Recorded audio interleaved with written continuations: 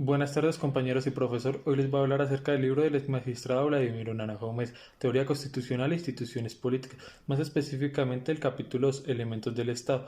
Mi grupo está conformado por Sebastián Balbuena y quien les habla Daniel Castro.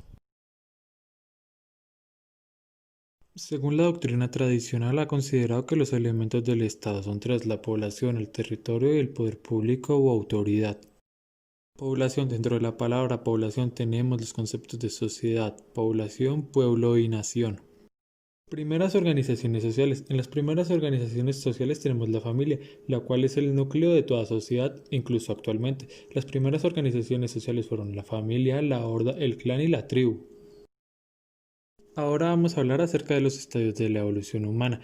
Para el antropólogo inglés Lewis Morgan, existen tres estadios de la evolución humana, los cuales son el salvajismo, la barbarie y la civilización. El salvajismo tiene tres estadios: el estadio inferior, el estadio medio y el estadio superior. En el salvajismo, el estadio inferior corresponde prácticamente a la infancia del género humano, el estadio medio corresponde a la edad de piedra sin pulimentar y el estadio superior corresponde a la edad de la piedra pulida. La barbarie, que esta también comprende tres estadios: el estadio inferior, el estadio medio y el estadio superior. Para la barbarie, según Morgan, constituye la antesala de la civilización, que comenzará con la invención de la escritura.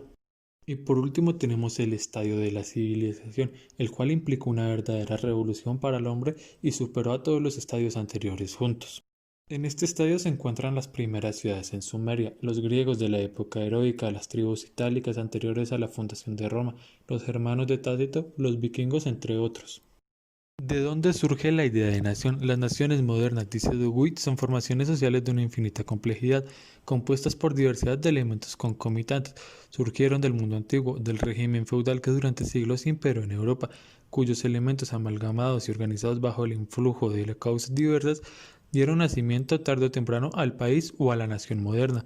La nación moderna es pues el resultado de una serie de factores de orden histórico, sociológico, cultural, político y económico, entre muchos otros que se conjugan en la formación de ese concepto.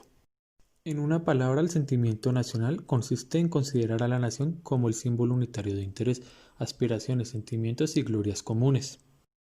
Concepto anímico de nación. Lo cierto es que la nación es un concepto que se encuentra a su origen en un sentimiento arraigado en las fibras más íntimas del ser. El sentimiento da una solidaridad que impele a los individuos a unirse en su voluntad de vivir juntos. Los factores que contribuyen a la conformación de la nación son múltiples y diversos, en los cuales tenemos la comunidad de raza, de lengua, de religión, de costumbres, de tradiciones, de viviendas históricas. Sin embargo, los primeros enunciados, raza, lengua y religión, si bien es cierto que en una primera fase de la formación de las naciones pudieron ser determinantes, con el correr de los tiempos dejan de serlo. Como dice Bourdieu, más fuerte que esos lazos culturales, religiosos o étnicos es el sentimiento de solidaridad del conglomerado, sin el cual la nación no podría existir. Al momento de existir la idea de nación también surge en el patriotismo y el nacionalismo y la patria y los símbolos patrios. ¿Quiénes conforman la población? Para efectos legales, la población de un estado la conforman todos sus habitantes, permanentes o transeúntes, nacionales o extranjeros. La noción de nacionalidad. No hay acuerdo entre los tratadistas en cuanto a la forma de determinar la naturaleza de la nacionalidad. Para algunos es el lazo que une a una determinada persona con una nación. Entre tanto, para otros es el vínculo jurídico entre las personas y el Estado. Para determinar la nacionalidad se han seguido por lo general tres sistemas, los cuales hoy en día suelen estar combinados, los cuales son el llamado ius sanguinis, el llamado ius solis y el llamado ius domicilis. Nacionales, en términos generales, son nacionales de un país todas aquellas personas que han nacido dentro de su territorio o aquellas que, habiendo nacido fuera de él, han solicitado y obtenido la nacionalización por alguno de los medios prescritos para el efecto. Ciudadanía. La ciudadanía es una calidad que adquieren los nacionales, ya sea por nacimiento o por adopción, al cumplir ciertos requisitos en la Constitución. Y por último tenemos los extranjeros, los cuales son habitantes de un país que carecen de la nacionalidad de Estado, son considerados extranjeros.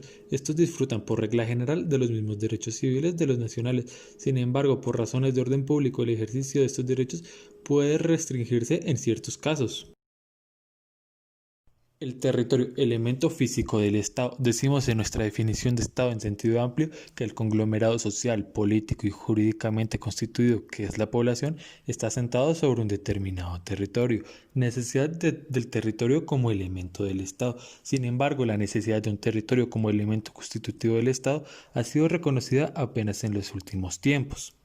El territorio es un elemento fundamental del Estado, ya que es necesario que exista un ámbito espacial sobre el cual se asiente la población y se ejerza el poder del Estado.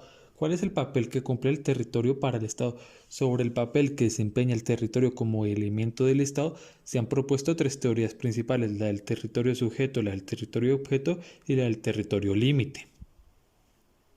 El territorio como elemento del Estado tiene dos propiedades fundamentales, las cuales son que constituye una limitación física de la soberanía estatal y constituye el fundamento espacial dentro del cual se ejerce la soberanía. Y en tercer lugar, se tiene que el territorio es también un medio de acción del Estado.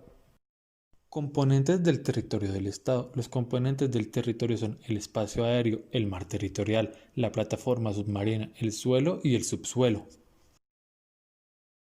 El poder público, elemento formal del Estado. Siguiendo el desarrollo de la definición de Estado, decimos que ese conglomerado social, la población, política y jurídicamente constituido, asentado sobre un determinado territorio, está sometido a una autoridad que se ejerce a través de sus propios órganos.